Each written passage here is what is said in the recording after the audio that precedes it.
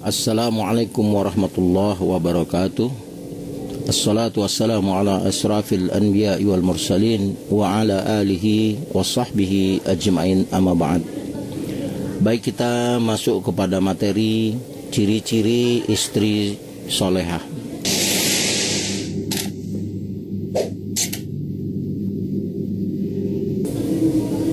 Di dalam Islam banyak keterangan hadis dan ayat Quran mengenai petunjuk tentang istri dan suami yang ideal, ya, menurut Al-Quran dan hadis tentunya, ya, tentu yang baik di mata Allah Subhanahu wa taala, bukan yang baik menurut manusia saja gitu. Karena memang dalam kehidupan ini yang tahu yang terbaik untuk kita itu adalah pencipta kita, yaitu Allah Rabbul Alamin. Maka ada Nabi mengajarkan, misalnya ketika seorang berdoa untuk mendapatkan suami atau istri, jodoh, ya Allah berikanlah kepadaku jodoh yang baik menurut Engkau ya Allah, ya, baik untuk duniaku, akhiratku, hidup dan matiku. Jadi yang baik menurut Allah. Kenapa menurut Allah? Karena Allah lah yang maha tahu, ya, yang maha tahu untuk hambanya. Allah itu mengetahui apa yang belum terjadi, apa yang akan terjadi, yang sudah terjadi, ya, dan apa yang akan ditimpa atau menimpa pada seseorang di kemudian hari. Allah yang maha tahu. Maka sebaik-baiknya yang bisa merubah takdir itu adalah doa. Doa itu adalah mampu merubah takdir. Maka banyak-banyaklah berdoa kepada Allah, ya, meminta kepada Allah. Di antaranya meminta, ya, pendamping hidup yang baik menurut Allah untuk kita. Ciri istri solehah menurut Al-Quran dan hadis, yang pertama tentunya adalah taat dan bertakwa kepada Allah. Karena apabila istri atau seorang itu taat dan bertakwa kepada Allah, maka itu sudah segala-galanya, ya. Karena orang yang taat kepada Allah, orang yang bertakwa kepada Allah, banyak kebaikannya yang bisa kita dapatkan, ya, dibanding orang yang tidak bertakwa kepada Allah dan tidak taat kepada Allah. Banyak mudaratnya dan banyak kerugiannya kepada kita nantinya, kepada anak-anak kita juga begitu. Wanita itu dinikahi karena 4 hal, ya. Yang pertama karena hartanya, yang kedua karena nasabnya, yang ketiga karena kecantikannya, dan keempat karena agamanya. Maka dapatkanlah wanita yang taat beragama, niscaya kamu akan beruntung. Hadis riwayat Bukhari. Jadi 4 aspek melihat calon pasangan itu. Orang melihat dari sisi hartanya, dari nasabnya, keturunannya, dia keturunan baik-baik, dari kecantikannya, parasnya, dan yang keempat dari agamanya. Maka kata Nabi, sebaik-baiknya yang kamu pilih itu berdasarkan ketaatan beragamanya. Niscaya kamu akan beruntung. Karena apa? Karena orang yang taat dalam beragama atau menjalankan agamanya itu, ya, taat kepada Allah, tentu banyak kebaikan yang akan diberikan Allah kepada kita, kepada rumah tangga kita, dibanding menikah dengan orang yang, ya, ingkar kepada Allah, durhaka kepada Allah. Ya, kalau kepada Allah saja dia sudah durhaka, ya, bagaimana dengan suaminya? Tentu dia akan lebih durhaka. Berdasarkan hadis itu jelas bahwa yang diutamakan adalah seorang wanita yang taat beragama untuk dijadikan istri. Karena wanita yang taat beragama, ia patuh dan tunduk pada Allah Sang Khalik dan bertakwa dia kepada Allah. Maka insya Allah tiada wanita yang bertakwa kepada Allah akan berlaku khianat kepada suaminya, ya. Tidak ada wanita yang bertakwa itu yang khianat pada suaminya dan kepada anak-anaknya. Nah, karena orang-orang bertakwa itu tentu dia akan memegang teguh, ya, janjinya kepada Allah Subhanahu wa taala. Sebaik-baik janji yang dipenuhi itu adalah pertama janji kita kepada Allah Subhanahu wa taala. Inna sholati wa nusuki wa mahyaya wa mamati lillahi rabbil alamin. Itulah janji kita kepada Allah. Yang berikutnya, ciri istri yang solehah menurut Quran dan Sunnah itu adalah istri yang bisa membaca Quran. Nah, itu mengutamakan istri yang bisa membaca Quran. Sangat disarankan bagi seorang wanita untuk bisa mengaji, ya, bisa membaca Al-Quran. Semakin baik lagi jika ia mampu menghafal ayat-ayat suci Al-Quran tersebut. Jika ia sudah menghafal ayat-ayat suci Al-Quran, mengerti maknanya, memahaminya, serta mengamalkan apa yang ada terkandung dalam Al-Quran tersebut, maka itu sangat baik, ya, untuk dirinya, untuk keluarganya, untuk suami dan anak-anaknya. Maka apabila dia menjadi seorang ibu rumah tangga, ya tentu dia akan, ya, menaungi kehidupan rumah tangganya dengan cahaya Al-Quran. Karena ibu rumah tangga yang dekat, ya, akrab dengan Al-Quran, dapat diharapkan banyak kebaikan kepadanya untuk anak-anaknya dan suaminya, ya. Maka Nabi Muhammad SAW sangat menyarankan wanita-wanita muslimah untuk, ya, betul-betul belajar Al-Quran, membaca Al-Quran, menghafal Al-Quran. Karena sebagai calon ibu rumah tangga, kelak Anda akan menjadi ibu, ya, bagi anak-anak Anda. Dan dengan naungan Al-Quran lah yang akan meneduhkan rumah tangga Anda itu, ya. Dan banyak manfaatnya kepada suami ataupun istri yang, ya, mencintai Al-Quran, ketimbang yang meremehkan Al-Quran, ya, tidak saja tidak hafal, tidak bisa membacanya, juga meremehkannya, tidak tahu isi kandungannya dan tidak bisa mengamalkannya. Tentu akan merugi kita punya pasangan yang jauh dari Al-Quran. Yang ketiga, berperilaku jujur terpuji, ya, maksudnya berperilaku akhlakul karimah. Nah, ini ciri istri yang solehah, yang tidak akan berbuat maksiat kepada Allah, kepada suaminya, ya. Dia akan selalu bersikap lemah lembut, bertutur kata yang baik, terpuji, serta bersikap sopan dan santun terhadap suaminya. Tidak pernah, ya, mendurhaka pada suaminya, apalagi berkhianat pada suaminya. Karena salah satu ciri dari orang bertakwa itu akhlaknya pasti karimah, ya, akhlaknya baik, perilakunya itu baik, ya. Maka yang sebaik-baik perilaku adalah diberikan kepada pasangan kita sendiri, yaitu kepada suami kita, kepada istri kita. Itulah sebabnya Islam menganjurkan untuk memilih calon pendamping hidup itu sesuai tuntunan, ya, ajaran Islam, ya, yang baik menurut Allah dan Rasulnya. Karena wanita solehah adalah sebaik-baiknya perhiasan di dunia ini, ya, terlebih untuk membangun rumah tangga yang sakinah, mawaddah, warahmah, ya. Banyak orang-orang kaya, ya, yang kaya raya, terus mereka menikahi wanita-wanita yang jauh dari agama, jauh dari Allah, ya. Ujung-ujungnya hanya penyesalan, ya. Tidak lama kemudian, ya, terjadi perceraian, ya, gugat menggugat, harta gono gini, ujung-ujungnya seperti itu. Tidak ada keberkahan dalam rumah tangga mereka. Karena apa? Karena si calon suami tadi memilih perempuan hanya karena kecantikan, ya, hanya karena melihat kekayaan, ya, popularitas si perempuan itu atau ketenaran, tidak melihat kepada aspek agamanya, ya. Bahkan tidak peduli perempuan itu menutup aurat atau tidak, akhlaknya bagaimana, ya, tidak dilihat. Padahal Islam mengajarkan, pilihlah calon istri atau pendamping hidup itu yang dekat kepada Allah, yang bisa membaca Al-Quran, yang bisa menjalankan dan mengamalkan ayat-ayat suci Al-Quran itu, yang dihafalnya itu, dan memiliki akhlakul karimah, ya. Maka tentu akan teduh, ya, rumah tangga itu, dan anak-anak yang lahir juga dengan ibu yang dekat kepada Allah, ibu yang selalu dengan Al-Quran, tentu akan menjadi generasi-generasi saleh wa salehah, ya. Dapat diharapkan pertumbuhannya menjadi anak-anak yang baik, ketimbang lahir dari perempuan yang jauh dari Allah, jauh dari Quran, tidak memiliki akhlakul karimah, ya, dan tidak bisa, ya, menjaga amanah kesetiaan kepada suaminya, ya. Tentu akan merugi, akan sia-sia.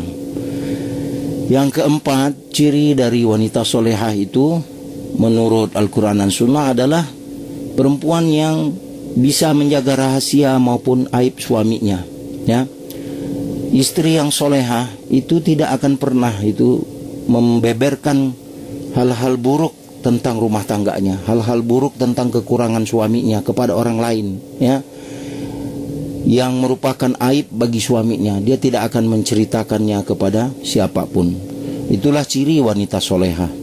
Dia cukupkan itu menjadi rahasia dirinya dengan suaminya dan Allah yang tahu. Ya, dia tidak akan ceritakan kekurangan-kekurangan suaminya kepada orang-orang lain, ke tetangganya, ke teman-temannya, ke keluarganya. Ya, kalau dia menceritakan, seorang yang menceritakan aib suaminya ke orang lain, itu dia memancing untuk masuknya setan menjadi pihak ketiga, membisikkan orang-orang yang mendengarkan ke aib-aib keburukan suaminya itu untuk memberikan masukan-masukan pendapat yang merendahkan suaminya dan menghasut sampai kepada perceraian. Karena memang ada pernah kejadian, ya, sebagaimana di tafsir Ibnu Katsir dijelaskan, iblis itu memerintahkan prajurit-prajurit pasukannya itu setan-setan, jin-jin jahat, untuk mencari rumah tangga yang bisa dibikin bercerai, ya. Dan mereka itu mendengarkan, ya, firman-firman Allah yang disampaikan kepada Nabi Sulaiman, itu mereka ambil dan mereka jadikan itu mantra-mantra sihir untuk membuat rumah tangga orang berantakan. Itu ada di tafsir Ibnu Katsir, ya. Jadi iblis memang tidak suka kalau anak cucu Adam itu hidup berumah tangga dengan baik, dengan sakinah, mawaddah, warahmah. Itu tidak suka iblis. Iblis akan berjuang sekuat tenaga sampai orang itu berantakan rumah tangganya dan bila perlu sampai bercerai. Maka orang Islam, kita kaum muslimin itu harus betul-betul ingat, ya, bahwa inna syaitana lakum aduwwum mubin. Sesungguhnya syaitan itu aduwwum mubin, musuh yang nyata bagi kamu. Dia tidak nampak, tapi mereka melihat kita, ya. Kita tidak melihat mereka, yaitu para jin-jin jahat itu yang merupakan pengikut-pengikut iblis.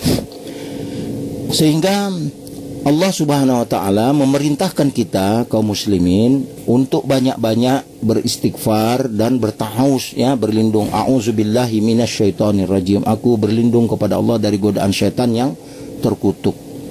Supaya apa? Rumah tangga kita dijaga oleh Allah Tabaraka wa taala dari gangguan-gangguan, ya, syaitan, ya, hasutan iblis untuk pecah belah. Sesungguhnya para perempuan yang lemah iman, mereka itu gampang sekali, ya, membuka aib suaminya, kekurangan suaminya kepada orang lain. Padahal itu adalah pintu bagi masuknya fitnah. Fitnah dari apa? Dari tipu daya iblis untuk membuat hati dia kepada suaminya makin jauh, dan orang-orang pun akan dibikin, ya, terhasut untuk memberikan masukan-masukan supaya si istri tadi tambah benci pada suaminya. Itu bisikan dari iblis. Yang tadinya orang-orang tadi tidak tahu, karena si perempuan ini memberitahu tentang aib suaminya. Suami saya itu pelit loh sama saya, kalau ngasih duit cuma segini, suami saya itu begini-begini, kekurangannya seperti ini. Ya, menceritakan aib-aib suami itu adalah terlarang di dalam Islam, ya.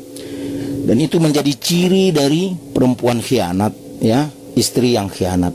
Maka jauhilah perempuan seperti itu, ya. Dan bagi wanita muslimah, jauhilah sifat seperti itu. Jangan membuka aib rumah tangga kita kepada siapapun, kepada orang lain, kecuali kepada orang yang soleh, yang kita percaya agamanya, atau dalam rangka kemaslahatan, bukan mencari kemudaratan, ya. Kemaslahatan untuk misalnya jalan menasihati sang suami, tapi bukan ke hadapan orang banyak, cukup kepada satu orang saja yang dituakan dalam keluarga.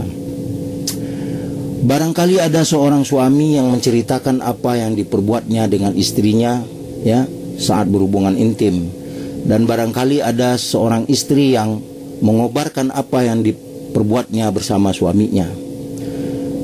Lalu ada orang-orang yang hadir terdiam, ya, orang-orang yang hadir terdiam, tidak menjawab ketika Rasulullah SAW, ya, ditanya seperti itu. Kemudian Asma bin Yazid menjawab, demi Allah wahai Rasulullah, sesungguhnya para istri benar-benar melakukannya, demikian pula para suami. Yaitu melakukannya apa? Menceritakan ya kepada orang lain bagaimana hubungan dia dengan istrinya, bagaimana hubungan dia dengan suaminya, diceritakan ke orang lain. Lalu Rasulullah bersabda, jangan lagi kalian lakukan itu, karena yang demikian itu seperti syaitan jantan yang bertemu dengan syaitan betina di jalan, kemudian digaulinya sementara manusia menontonnya, ya. Artinya itu sangat memalukan, ya, membuka aib, membuka rahasia, ya, istri, hubungan kita dengan istri atau dengan suami ke orang lain. Hadis riwayat Imam Ahmad. Jadi tidak boleh ya menceritakan aib, ya, rahasia rumah tangga kepada orang lain, kepada siapapun yang tidak ada kepentingan, ya, maslahatnya. Yang kelima, penuh kasih sayang, ya, selalu kepada suaminya itu mencari, ya, maafnya. Dan kalau ada suami punya salah, dia memaafkan suaminya, cepat memaafkan. Rasulullah SAW pernah bersabda, maukah aku beritahukan kepada kalian istri kalian, ya, istri-istri kalian yang menjadi penghuni surga, yakni perempuan yang penuh kasih sayang, banyak anak, ya, atau memiliki anak, selalu kembali kepada suaminya, ya. Dimana jika suaminya marah, dia mendatangi suaminya dan meletakkan tangannya pada tangan suaminya seraya berkata, ya, dengan kasih sayang kepada suaminya, aku tak dapat tidur sebelum engkau ridha kepadaku, sebelum engkau memaafkanku, dalam lafaz yang lain. Nah, ini hadis riwayatkan Imam An-Nasa'i dalam Isratun Nisa, ya, nomor 257. Hadis ini disahihkan oleh ulama-ulama ahli hadis yang lain. Jadi istri yang soleh itu dia betul-betul memperhatikan perasaan suaminya. Dia tidak ingin, ya, suaminya murka kepadanya, dan dia tidak bisa tidur kalau suaminya masih marah kepadanya. Itulah ciri istri yang soleh. Kalau istri yang tidak soleh, suaminya sudah marah, sudah murka, dia tidak peduli, ya, tidak menghiraukan kemarahan suaminya dan tidak pernah peduli dengan perasaan suaminya. Ya, sangat merugi seorang suami memiliki istri yang seperti itu. Sangat rugi, dunia akhirat rugi sekali. Istri durhaka, istri yang membuka aib suami kepada orang lain, menjelek-jelekkan suami kepada orang lain, dan istri yang tidak peduli dengan perasaan suaminya. Nauzubillahi min zalik. Jangan sampai kita kaum muslimin, ya, para laki-laki dapat istri yang seperti itu. Begitu juga kaum perempuan, ya, hendaklah, ya, mengikuti, ya, yang diajarkan Quran dan Sunnah, menjadi istri yang salehah, ya, karena bab kita ini adalah bab ciri istri yang salehah menurut Quran dan Sunnah. Pada bab yang lain akan kita bahas juga tentang ciri suami yang salehah menurut Al-Quran dan Sunnah, ciri suami yang ideal menurut Al-Quran dan Sunnah, ya. Kalau ini bab mengenai istri. Kemudian yang keenam, ciri istri solehah itu adalah istri yang melayani suami dengan baik, ya. Istri yang berkhidmat pada suaminya, seperti menyiapkan makan minumnya, memperhatikan makan minum suaminya, tempat tidur suaminya, pakaian suaminya, dan semacamnya, ya. Melayani kebutuhan suaminya, ya. Rasulullah SAW pernah bersabda, pernah menyampaikan bahwa jika seorang suami mengajak istrinya ke tempat tidur tapi istrinya tidak mau melayaninya, ya, lalu suami tidur dalam keadaan murka, ya, keadaan marah, maka malaikat melaknat istrinya itu hingga datang waktu pagi, waktu subuh, ya. Jadi istri yang tidak mau melayani suaminya, ya, ini na'udzubillah min zalik. Istri yang tidak peduli pada suaminya, tidak mau menjalankan kewajibannya sebagai istri, melayani suami, ya, dia dilaknat oleh malaikat sampai dia bangun pagi itu, ya, dari malam itu sampai pagi dia dilaknat. Nauzubillah. Bagaimana kalau ajal datang menyebutnya ketika seperti itu? Nauzubillah min zalik. Putri Nabi, ya, yakni Fatimah binti Muhammad sallallahu alaihi wasallam dengan suaminya, ya, suami Fatimah ini adalah Ali bin Abi Thalib radhiyallahu anhum. itu sangat patuh pada suaminya, Fatimah ini. Bahkan kedua tangan beliau sampai lecet-lecet karena menggiling gandum, ya. Kemudian ketika beliau datang ke tempat ayahandanya ingin meminta seorang pembantu, sang ayah pun memberikan nasihat berupa, ya, nasihat kepada putrinya. Maukah aku tunjukkan kepada kalian berdua apa yang lebih baik daripada seorang pembantu? Apabila kalian ingin mendatangi tempat tidur kalian atau ingin berbaring, bacalah Allahu Akbar 33 kali, ya, Subhanallah 33 kali, Alhamdulillah 33 kali. Ini lebih baik daripada seorang pembantu. Hadis riwayat Bukhari, ya. Artinya ada Nabi menasihatkan, nah ini juga untuk kita dalam rumah tangga, lafazkan zikir ini sebagaimana Nabi perintahkan, Nabi ajarkan, yaitu membaca sebelum tidur Allahu Akbar 33 kali, Subhanallah 33 kali, Alhamdulillah 33 kali. Ya, ya mirip seperti zikir sesudah sholat, ya. Hadis ini diriwayatkan Imam Bukhari. Ini ketika Fatimah meminta nasihat kepada ayahnya, kepada Nabi, bahwa dia itu meminta seorang pembantu. Tapi Nabi menyarankan, ya, baca ini, zikir ini lebih baik daripada seorang pembantu. Artinya zikir ini mampu membantu kemudahan-kemudahan bagi rumah tangga kita kalau kita amalkan dengan ikhlas. Melayani suami dengan baik, ya, adalah kewajiban bagi istri, ya. Dan ciri istri yang salehah itu adalah memang melayani suaminya dengan baik, ikhlas, semata-mata mengharap, ya, ridha balasan dari Allah Subhanahu wa taala. Karena memang Allah yang memerintahkan demikian, maka dia jalankan. Itulah istri yang solehah, ya. Istri yang solehah, ciri yang berikutnya adalah yang ketujuh, tidak pemarah. Ya, ini juga masalah. Zaman sekarang ada istri yang cepat sekali pemarahnya, ya. Bahkan ada istri yang menggampar suaminya. Nauzubillah min zalik. Ada istri yang, ya, ganas, ya, memukul suaminya. Nauzubillah min zalik, ya. Mungkin istrinya ini alumni, ya, padepokan karate atau pernah latihan tinju, ya. Ini kita kalau menikahi perempuan harus tahu betul ini latar belakangnya apa.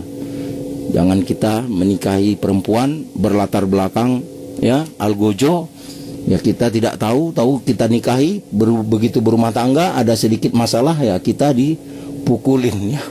Banyak kejadian yang sekarang diberitakan seperti itu. Seorang suami babak belur, ya, dihakimi oleh istrinya. Hanya masalah yang kecil saja, ya, kurang belanja atau salah bicara, suami dihakimi, ya, dibanting seperti gulat.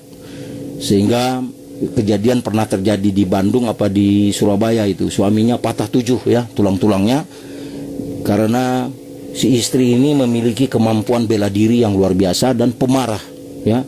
Begitu ruginya sang suami menikahi perempuan yang pemarah dan dia punya kemampuan bela diri. Sedikit emosi suaminya dipletokin, ya, dizalimi, dipukul, disiksa, ya. Sudah tanda-tanda kiamat ini. Kalau dulu suami yang memukuli istri, ya, sekarang terjadi perempuan atau istri yang, ya, menyiksa suaminya. Nauzubillah min zalik. Bahkan ada lagi istri yang membunuh suaminya. Nauzubillah min zalik. Karena merebut, ingin mengambil hartanya dan dia ingin kawin dengan laki-laki lain. Nauzubillah min zalik. Betapa ruginya, ya, yang mendapatkan pasangan hidup yang jauh dari Allah Subhanahu wa taala. Betapa ruginya seseorang yang menikahi orang-orang yang jauh dari Allah. Rugi. Banyak kejadian-kejadian yang buruk, ya, akan menimpa diri kita kalau menikahi orang-orang yang durhaka kepada Allah, orang-orang yang meremehkan Allah, orang-orang yang tidak dekat kepada Allah Subhanahu wa taala. Nah, inilah sebagai peringatan juga kepada kita, kepada kaum muslimin, ya, mencari pasangan hidup. Lihat dulu agamanya, bagaimana ketaatannya, bisa tidak dia baca Quran, bagaimana menutup auratnya, bagaimana akhlaknya, bertutur katanya, pergaulannya, latar belakangnya. Pelajari betul-betul, jangan sembarangan karena sekedar suka, ya, langsung memponis bahwa saya cinta dengan alasan cinta ingin berumah tangga, ya. Padahal cinta itu terbentuk sesungguhnya setelah berumah tangga. Banyak yang ya katanya berpacaran ya 13 tahun dari SMP berpacaran lalu menikah. 13 tahun pacaran, menikahnya cuma 2 bulan, cerai langsung, ya. Nauzubillah min zalik.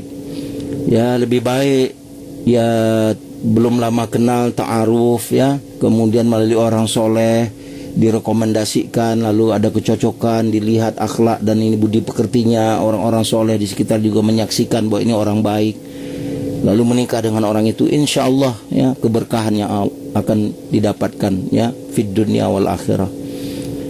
Karena di antara yang menyusahkan hidup manusia itu adalah rumah tangga, dan di antara yang menjadi kebahagiaan hidup manusia itu adalah rumah tangga juga. Kalau ingin mendapat neraka dunia, yaitu dapatkan rumah tangga yang berantakan, rumah tangga yang menyiksa hati, rumah tangga yang tidak bahagia, rumah tangga yang ya saling mengkhianati, saling menzalimi, ya, berujung akhirnya ke pengadilan, gugat-menggugat perceraian. Ya, nauzubillah min zalik. Dan banyaknya anak-anak yang menjadi korban, anak-anak yang tidak tahu menahu masalah, anak-anak kecil yang tidak tahu orang tuanya itu ada masalah apa. Akhirnya orang tua berpisah bercerai, anak akhirnya luntang lantung hidupnya, tinggal sama ibunya, dapat ayah tiri tidak sayang kepadanya. Bahkan tak jarang juga ayah tiri yang memperkosa anak perempuan, anak tirinya yang perempuan. Banyak sekali berita-berita sekarang ini, ya, seorang ayah tiri memperkosa anak tirinya, nauzubillah min zalik, ya. Karena pernikahannya itu berlandaskan syahwat, ya, nafsu, bukan berlandaskan keimanan, bukan berlandaskan ketakwaan kepada Allah Subhanahu wa taala. Nauzubillah min zalik.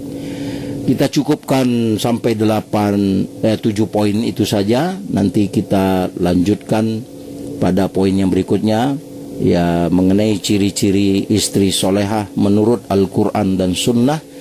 Dan setelah itu, setelah session yang kedua berikutnya, baru kita masuk ciri-ciri suami yang soleh, ya, ideal menurut Allah dan Rasulnya, menurut Al-Quran dan Sunnah.